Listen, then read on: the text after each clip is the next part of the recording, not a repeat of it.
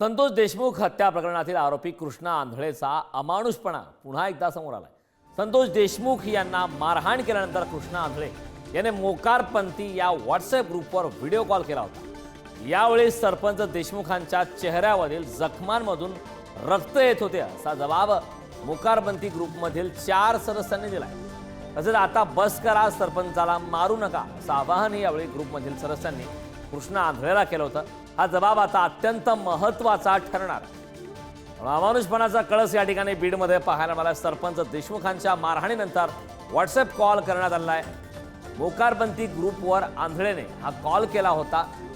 जबाबामधून आरोपी कृष्णा आंधळेचा अमानुषपणा आता पुन्हा एकदा समोर आलाय। त्या ठिकाणी सरपंचांचा चेहरा दाखवण्यात आला, मात्र त्या दरम्यान त्यांना विनंती सुद्धा करण्यात आली होती। देशमुखांच्या मारहाणीनंतर मोकारपंथी व्हॉट्सअप ग्रुपवर आंधळेने कॉल केला होता। व्हॉट्सअप कॉल करून देशमुखांना अमानुष मारहाण करण्यात आल्याचं दाखवण्यात आलं। आता बस करा, नका मारू सरपंचाला ग्रुपमधील सदस्यांनी आंधळेला आवाहन सुद्धा केलं। ग्रुपमधील सदस्यांचा जबाब आता पुढारी न्यूजच्या हाती लागलाय।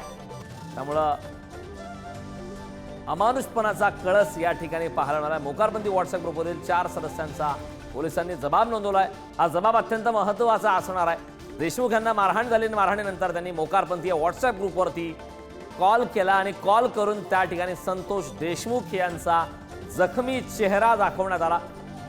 मात्र याच दरम्यान त्या ग्रुपमधील काही सदस्यांनी आता बस करा, मारू नका अशा प्रकारची विनंती सुद्धा आंधळेला केली होती।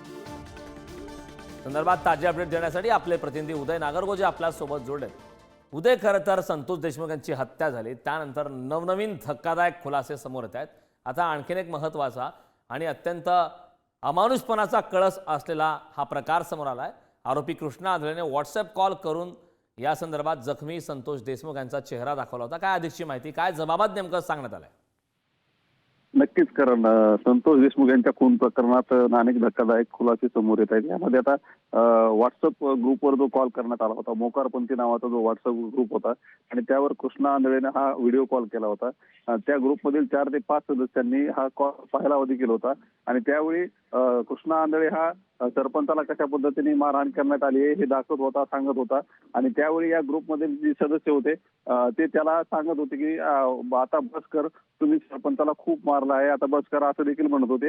आणि हा सगळा प्रकार आता जबाबामधून समोर आला असून आता या प्रकरणात काय कार्यवाही होते आणि कशा पद्धतीने सगळे घटनाक्रम मांडला जातो हे देखील पाहणं महत्त्वाचं ठरणार। तर नक्कीच उदय, हा जबाब महत्त्वाचा असणार आहे। मात्र त्याच ग्रुपमधील 4 सदस्यांनी या संदर्भातला जबाब दिल्याची माहिती मिळाली। याबाबत काय सविस्तर आहे? नक्कीच, ज्यावेळी असा व्हॉट्सअप व्हिडिओ कॉल केला गेल्याचं समोर आलं होतं त्यावेळेस सीआयडीच्या पथकानं या संदर्भाचा फॉरेन्सिक डाटा देखील रिकव्हर करण्यासाठी प्रयत्न केले होते आणि या डाटा रिकव्हर केल्यानंतर या ग्रुपमधील सदस्यांची नावे देखील समोर आले होते आणि या सदस्यांकडून ज्यावेळी माहिती घेतली त्यावेळी हा प्रकार समोर आला असून आता यामध्ये दोषारोप पत्र देखील दाखल झालंय आणि हे सगळे पुरावे आता न्यायालयासमोर मांडले जाणार आहेत।